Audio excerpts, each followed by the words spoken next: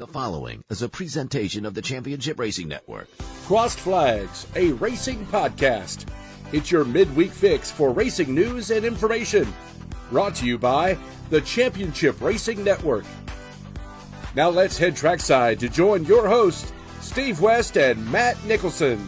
Welcome into the latest edition of Crossed Flags. My name is Steve West. Matt Nicholson here on screen. Not pictured are our two producers, producer John and producer Molly, who are making sure that we get up on all the different YouTube channels and so on that we're on. And I don't know, I'm starting to lose count, truth be told. It's kind of fun knowing that I can lose count on it.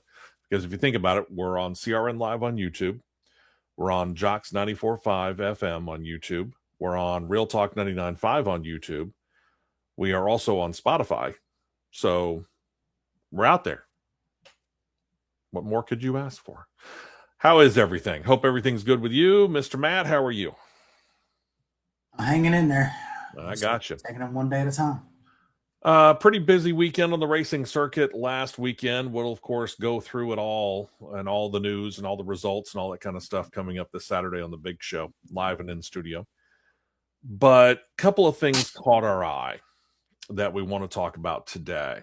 And the first thing that I want to talk about is this constant battle in Formula One about how they're going to deal with these engines. And I get that going to a twin turbo V6 with a hybrid option was controversial enough. And now, of course, this year they've made it, I guess you could call it worse, by making the power split between the internal combustion engine and the hybrid unit about 50-50. Well, this all has caught the attention of FIA President Mohammed bin Sulayem, as it should, truth be told, because it is a problem in as much as you've got a significant portion of the number of your 22 drivers, which means you're hearing complaints from inside your own series. And I get it. Formula One's not the only series the FIA governs, but it's probably the most visible one, truth be told, around the world. It's not good to have the people inside being that restless. If they start really bad-mouthing it, that word gets out really, really quick. And in places like America, where it still is trying to make sure that that foothold is solid, to have the people on the inside complaining about it might be a turnoff. It would be a huge turnoff. You gotta have some stability from that point of having everybody on the same page with how you want your engine and powertrain configurations to look and how you want it to be to where it puts out the best product that you can get on the racetrack. Well, and you've seen this, you've heard it. I've seen it. I've heard it on different levels. You know, we go to these short tracks, you go to Talladega short track, you got all those different classes of car that race out there. We had it at the old Birmingham International Raceway. You had everything from late models, super late models that are running big old honking V8s that have that great sound, to what we called over, at least at Birmingham International Raceway, a buzz car, which was literally just a little 4-cylinder car that you knocked out the glass and the headlights on and put safety stuff in. And otherwise it was as bone stock as the day somebody drove it off the showroom lot. Yep. And there's a massive difference, obviously, in the sound between a 4-cylinder and a race-prepared V8, or just a V8 for that matter. If I go outside and I look at my two vehicles that are parked out in the driveway right now, there's a massive sound difference between that 2019 GMC Terrain, which has a turbo 4-cylinder in it, and sitting over right next to it is a 1989 Ford F-250 with a dual exhaust W351 under the hood of a Ford F-250. Those two sound radically different. And to the ear, especially the American ear, one sounds significantly better than the other. Agreed. And I don't think it takes the dual exhaust for me to tell you that it's the V8 that sounds better than the 4-cylinder. Correct. Especially under race terms. Right. NASCAR's talked about it, but most of the people say, hey, listen, we like the sound of the V8. and it's going to be real hard to pull, and to pull NASCAR away from going V8. You're going to have to do it kicking and screaming. Here we go. He wants to see it by 2031 at the latest, but he's pushing it for the V8s to return to Formula One by about 2030. The funny thing is that Mercedes, the current leader this year so far in the Constructors' Cup standings, they're behind it as well. But let's get over to Mohammed bin Sulayem, and we'll try and fill in everything else coming up this weekend, because I imagine more teams will have something to say about it. Bin Sulayem said before last Sunday's Miami Grand Prix, quote, "It's coming. At the end of the day, it's just a matter of time. In 2031, the V8, the FIA will have the power to do it without any votes from the PUMs. Those are the power unit manufacturers." And this, by the way, does now include Cadillac, because Cadillac has said that they're going to have their first engine probably by 2028, 2029. So they're going to have to do it. Audi, who just came in this year, is going to have to do it. Honda, which technically doesn't have a V8 in their lineup, would have to do it. Mercedes, Ferrari, all the other ones, right? Mohammed bin Sulayem went on to say, that's the regulations, but we want to bring it 1 year earlier, which everyone now is asking for. I don't know who the everyone is, unless he's talking about the fans, because I remember, and I have seen some races, and I remember some races with V8 power under the hood. Heck, I can remember when they had V10s and V12s back behind the drivers in Formula One. And yeah, they sound a heck of a lot better than those twin turbo V6s. What's the reality of this actually coming together with just, though, a V8? And the reason I ask that is because one of the initial pushbacks seems to be whether or not they continue to use hybrid power or not. And I think I saw that quote from Mercedes boss Toto Wolff. Well, you honestly need to do away with a hybrid power, period. My opinion, because that does nothing but, in my opinion, it honestly does nothing but hamper the product on the racetrack. Mm-hmm. If you go back to, I can see where he's trying to go with this, and he's trying to go to what I basically would call a back to basics mentality with how the engine setup is, how, to the powertrain, to however it puts out at the rear wheels of the car. When you think of motorsports, you automatically think of V8. Right. Automatically. Right. And honestly, it makes sense because there's been so much Bravo Mike Charlie going on in Formula One so far this year with this 50-50 V6 hybrid split. Yeah. That he may be in the frame of mind of like, yeah, maybe we need to adjust this. Just ditch the hybrid altogether and be done with it. Ditch the hybrid altogether. But they're trying to be realistic with the time frame of 2030, 2031, when we all know in full scale reality that I'll use Mercedes for an example. Okay. Because we know for a fact that Ford can. We know for a fact that GM can. Sure. Okay. So, and Mercedes can, because they've got V8s in their current lineup. Exactly. And this is from a developmental standpoint. Okay. They can have, it's May the 5th. They could legitimately have a solid, and that's the word I'm going to use, a solid V8 engine ready to go in an F1 car by November. Okay. Ferrari is much the same way. Ferrari could.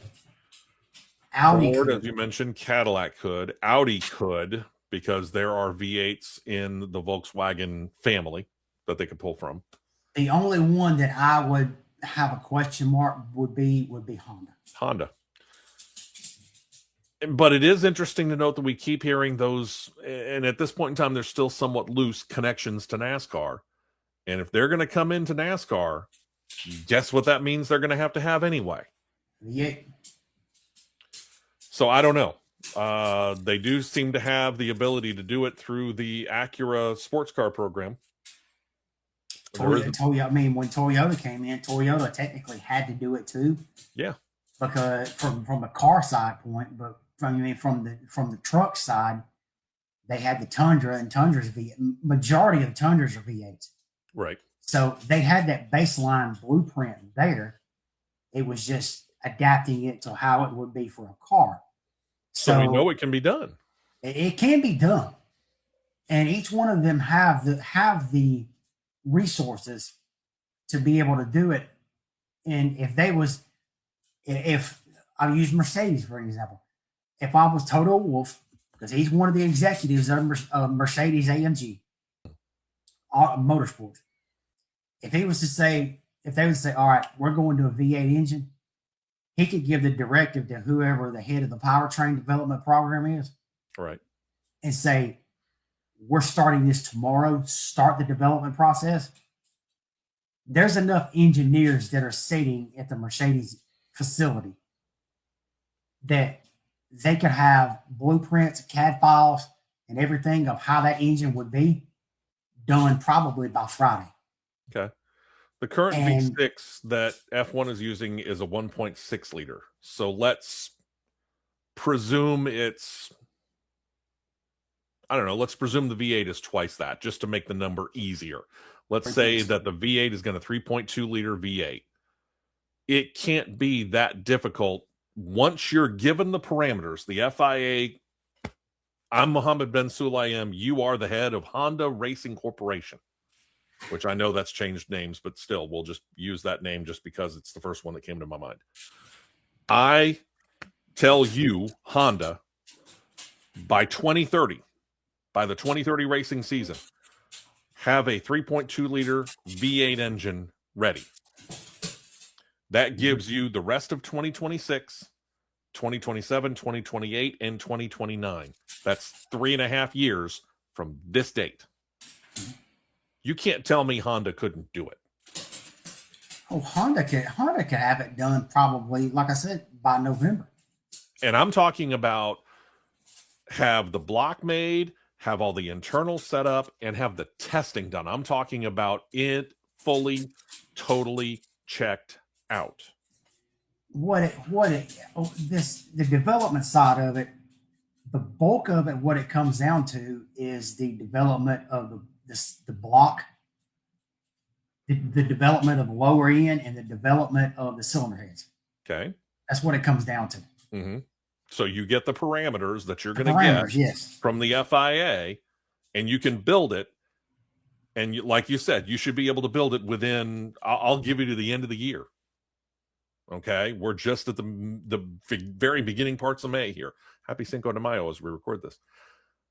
You've got until the end of the month. You got, for all intents and purposes, a full 7 months to be able to build the block, make it reliable, build the internals, and everything else that you need for this based upon the specifications. I mean, all I did was give 3.2. Obviously, there's a heck of a lot more going on.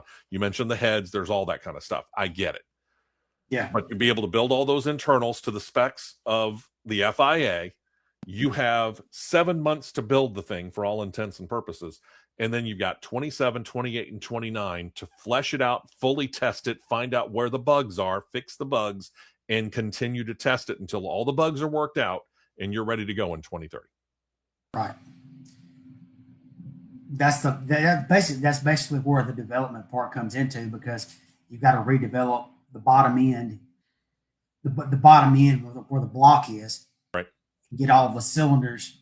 Say if it is the 3.2, say if it is a 3.2 liter, you got to do the cylinder head the cylinder wall and the cylinder development for the fuel flow to get to that 3.2 liter mark. Right. So you got to equalize all 8 cylinders out to where you get your magic number. Mm-hmm. And then you start building the top end up based off of what comes out of the bottom end. Okay. And at that point in time, and I get it, there's going to be differences between what the FIA would mandate for Formula One and what NASCAR would require for a Cup and or O'Reilly Auto Parts Series. But at least at that point in time, you've got the basis for a V8 engine, and you could go NASCAR racing in a pretty short period of time too. Oh yeah, I mean you could have a baseline off of. I mean because Toyota's engine baseline is off of a Chevrolet block because the distributor area is in the back. Mm. Dodge's baseline is based off of Ford because the distributor's in the front. Okay. So it's the question of how do you want to do your baseline of your block if you want to go rear distributor or front side distributor. Right. How you want to use your baseline. And otherwise, you're just dealing with specs at that point in time, the specifications of the particular series that you're in. Right. Okay.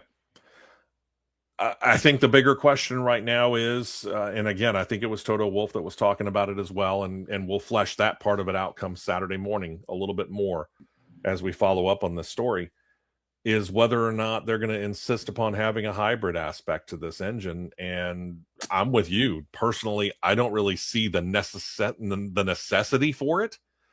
But he seems to think that there's a visual to it, that if they say we go normally aspirated, that there are some people that are going to complain about it. I don't know that hybrid's the future. It might be, it might not be. It might be pure electric cars of the future. I don't know. But right now, it's not the immediate future. I know that.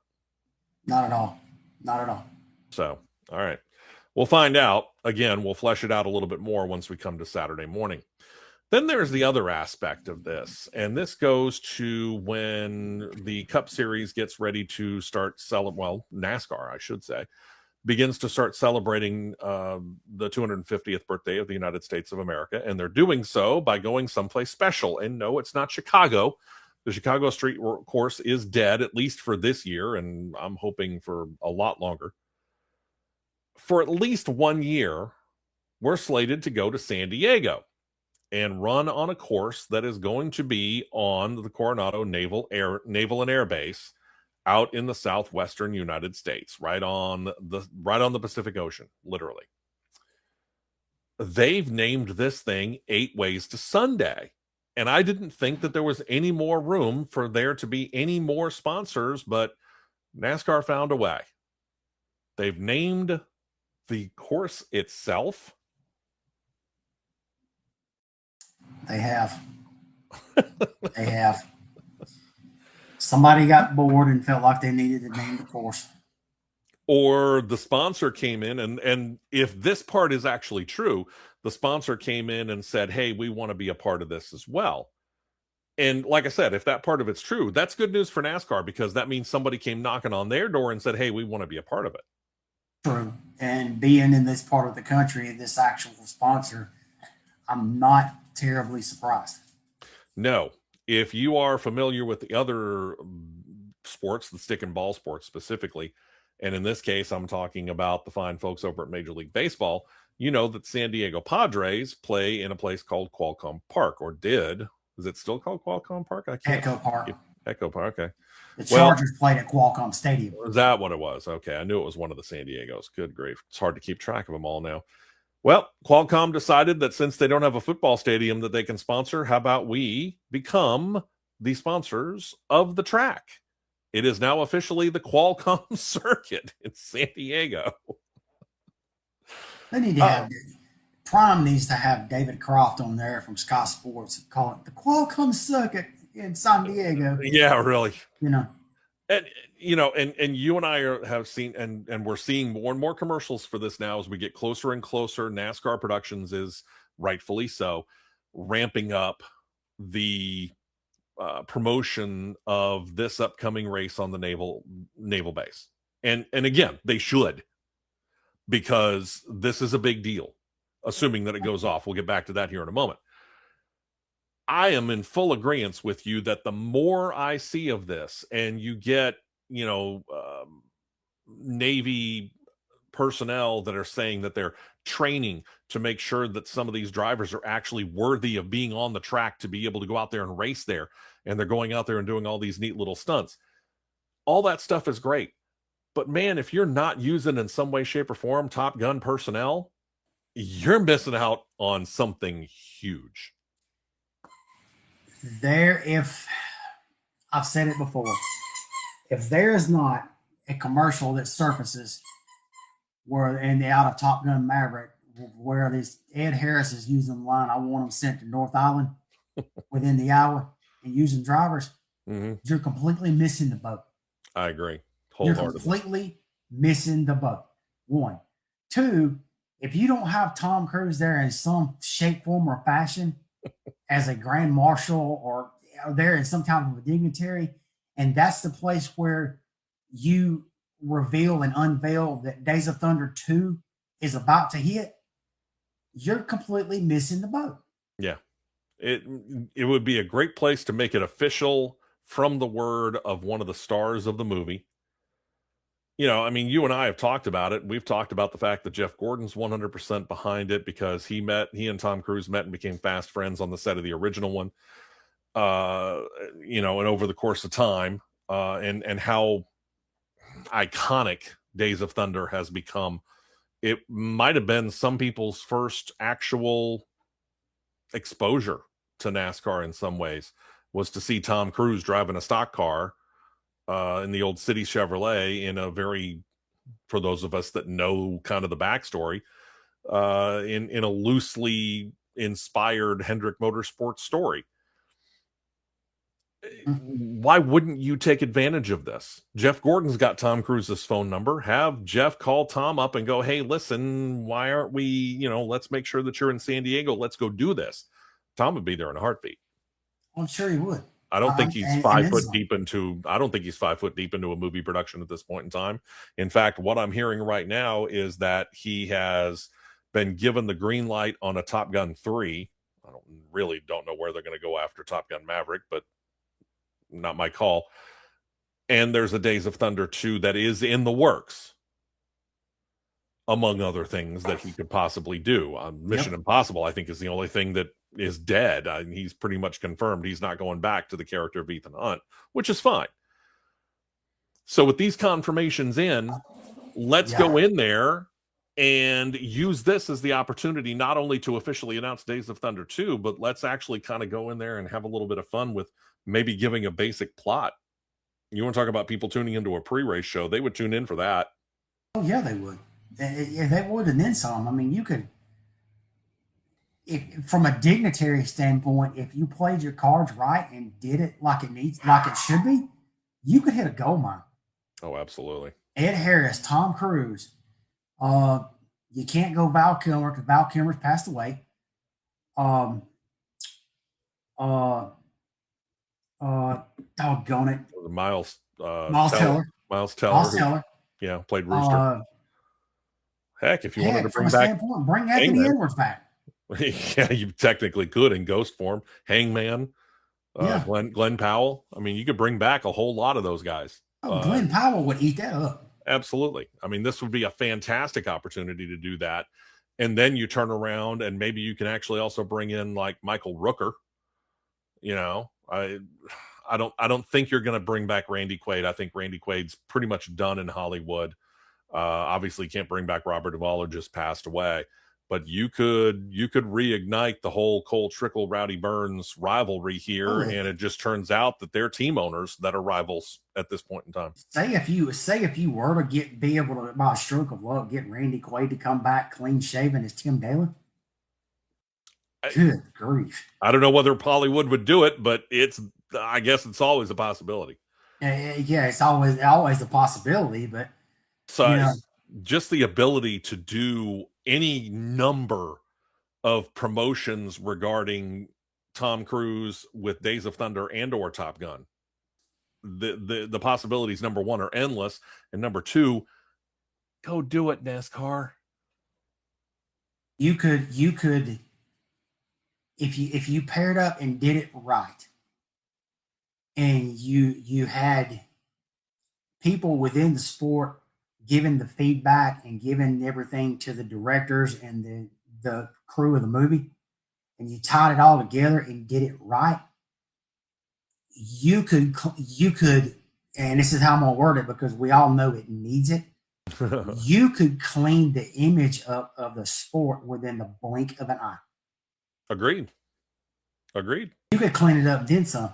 So we need to figure out a way, because I'm fixing to give them your storyline right here, and who could play who.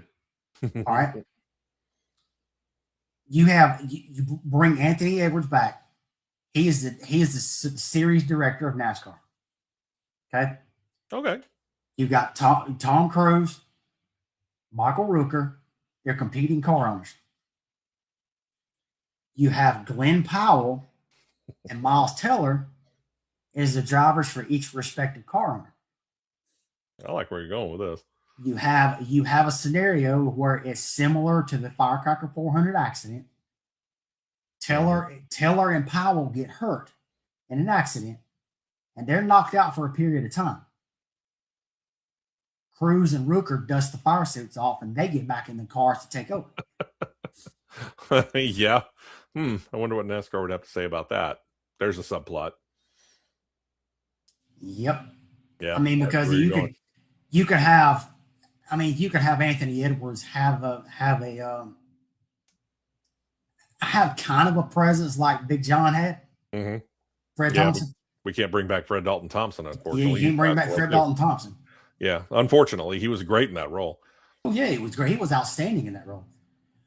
So you got to have somebody that would be carry themselves that would be in the likes of O'Donnell or Phelps, and I think Anthony Edwards could. Yeah, to be able to repair Tom Cruise and Anthony Edwards, even though it's not Top Gun, you want to talk about making people sit up in the movie theater and go, "Oh, wow, check that out." That'd be great stunt casting. Well, hey, and here's another one from the old days of Thunder you could legitimately put back in there in some form. John C. Reilly. Yeah, might be able to bring him back. Could be in some way, shape, or form Cole Trickle's competition director. No, here you go. Here you go, right here. Buck Brotherton is the crew chief. He steps up out of Harry Hogg's role. Oh, okay. Veteran crew chief. Crew chief. Under Cole Trickle. Okay. Yep. I like that. You could do that. You could probably, I don't know. Carrie Elwes might be going a bridge too far. I don't know whether Carrie Elwes would. I'm not sure how you would bring Carrie Elwes back, I guess as well. Yeah, I mean, you would have to have it in. I think you would have to have it in the sense of Russ Wheeler passed away in an accident or something. Yeah, maybe. I mean, you could certainly make mention of it, but I'm not sure you bring the character back. But there's so many different ways to go here, and you've NASCAR has leveraged this thing 9 ways to Sunday. As we said, they've got Qualcomm naming themselves, calling the circuit after themselves. It's sponsored. Everything else is probably sponsored to the hilt. And this all is, truth be told, presuming that this race is going to go off, because obviously there are still some national security questions with what's going on over in Iran and and over in the Gulf over there. But let's presume that everything does indeed go on. If they're not using this and tying it in even that much more with that naval base, NASCAR is just missing out on a big time opportunity. And I hate to say it, but that would be par for the course. Yeah, unfortunately, I have to agree with you. That would be par for the course. So we're putting the open letter out there right now. We'll do it again on Saturday just to make sure that it's out there to that many more people. NASCAR, make sure you do this cross-pollination. You need to do this. And if somebody hasn't talked to you about it, you want to talk about somebody that's not doing their job in the promotions department. A presentation of the Championship Racing Network.